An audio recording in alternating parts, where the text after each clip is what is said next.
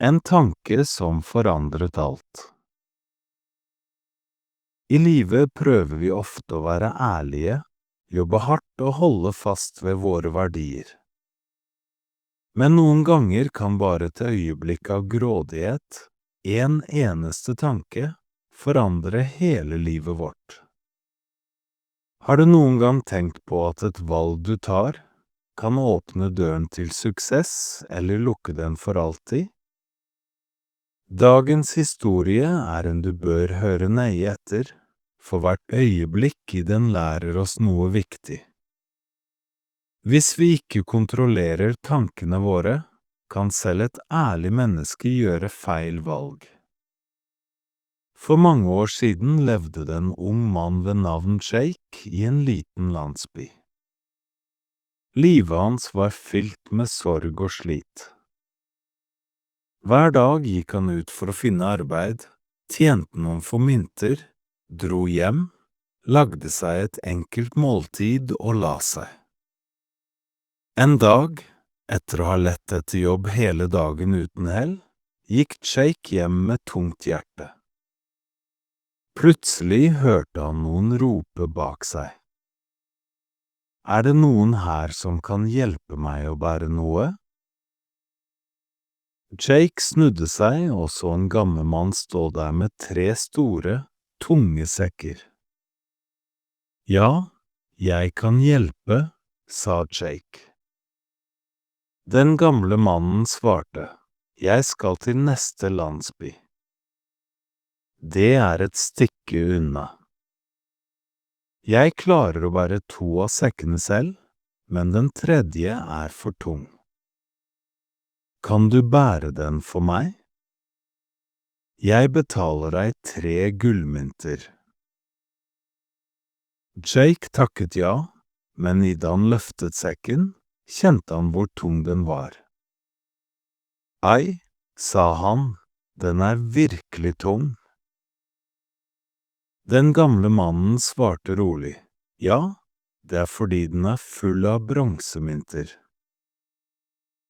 Selv om det var tungt, la Jake sekken på skulderen og begynte å gå sammen med den gamle mannen. Mens de gikk, merket Jake at den gamle stadig kikket på ham. Jake tenkte, kanskje han er redd for at jeg skal stikke av med sekken. Men han minnet seg selv på, jeg er ikke en tyv. Jeg vil aldri bedra noen. Jeg vil bare jobbe ærlig og tjene det jeg fortjener. Etter en stund kom de til en elvebredd. Jake nølte ikke, han gikk rett ut i vannet og begynte å krysse elven. Den gamle mannen ble stående på den andre siden. Jeg er for gammel, sa han. Jeg klarer ikke å krysse elven med disse 2 sekkene. Hvis jeg prøver, drukner jeg kanskje. Kan du bære 1 til for meg? Jeg gir deg 3 gullmynter til. Jake sa ja. Men da han rakte ut hånden for å ta sekken, stoppet den gamle ham. Lov meg at du ikke løper av gårde, sa han. Jake så overrasket ut. Hvorfor skulle jeg gjøre det? Den gamle svarte, det er vanskelig å stole på folk i dag. Denne sekken er full av sølvmynter. Jake ble litt irritert. Ser jeg ut som en tyv for deg? Sa han. Jeg jukser ikke for penger. Gi meg sekken. Han tok sekken og krysset elven. Selv ikke sølvmynter kunne få ham til å glemme verdiene sine. Etter en stund nådde de en høy ås. Jake begynte å klatre sakte, men den gamle mannen ble stående nede. Kom igjen, ropte Jake. Hvorfor står du der? Jeg for gammel, svarte mannen. Jeg klarer ikke å klatre med denne sekken. Gi den til meg, så skal jeg bære den, sa Jake. Den gamle nølte. Denne sekken full av gullmynter. Hvis du løper, klarer jeg aldri å ta deg igjen. Jake ble frustrert. Jeg har jo sagt det, jeg ikke slik. Jeg en ærlig mann. Jeg jobbet tidligere i et lite lånefirma, men da de ba meg lyve for å skjule et lån, sluttet jeg på stedet. Den gamle så fremdeles usikker ut, men til slutt sa han. Jeg vet ikke om du snakker sant, men her, ta sekken. Jeg går sakte etter. Vent på meg på den andre siden av åsen. Jake løftet sekken og begynte å gå, mens den gamle ble stående igjen. Etter noen minutter begynte tanker å svirre i hodet hans. Hvis jeg løper nå, kan den gamle aldri ta meg igjen. Jeg kan bli rik for alltid. En ny tanke kom. Han gammel. Han trenger ikke pengene. Men jeg ung. Hvis jeg tar disse sekkene, kan jeg leve godt, gifte meg med en vakker kvinne og leve et luksusliv. Fristet av tankene, begynte Jake å løpe fortere og fortere til han kom hjem, andpusten.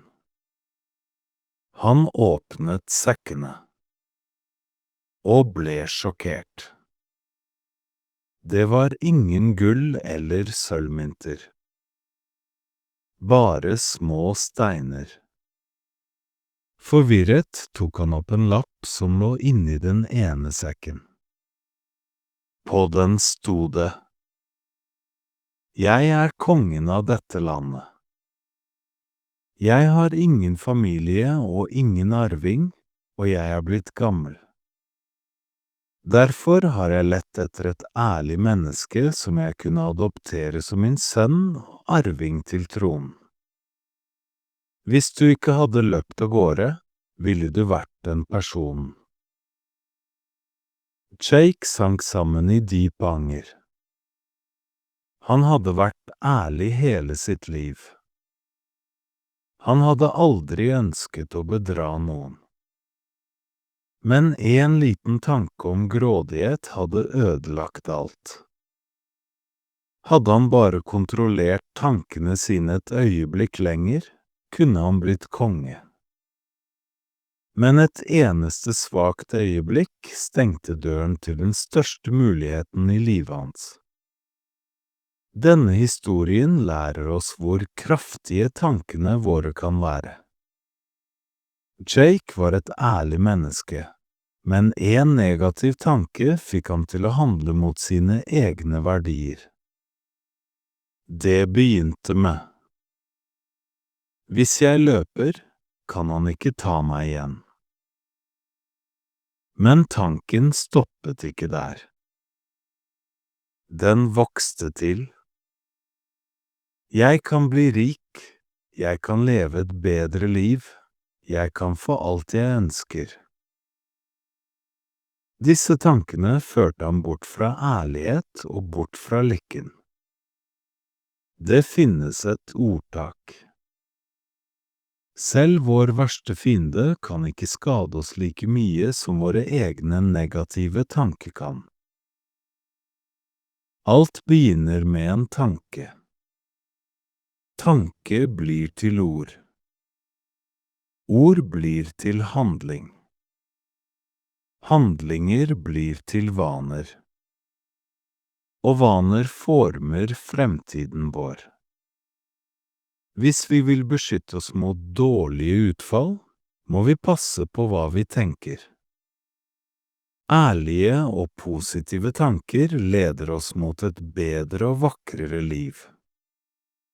Tankene våre er som frø. En dag vokser de og blir til vår fremtid. Så la oss sørge for at de frøene vi planter, er fylt med fred, positivitet og ærlighet. Hvis du synes denne historien bør nå ut til flere, trykk, lik og del videoen. Og ikke glem å abonnere på kanalen for flere inspirerende historier.